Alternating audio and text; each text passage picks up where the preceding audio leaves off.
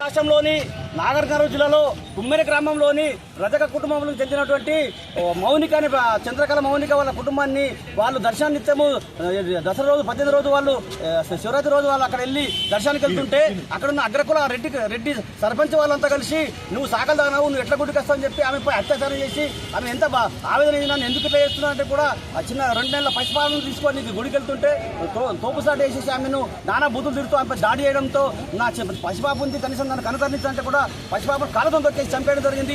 ఈ దురదృష్టకరము, చాలా బాధాకరమైన విషయము. దీన్ని మేము నిర్మల్ జిల్లా టోటల్ జిల్లా వ్యాప్తంగా మేము ఖండిస్తున్నాము.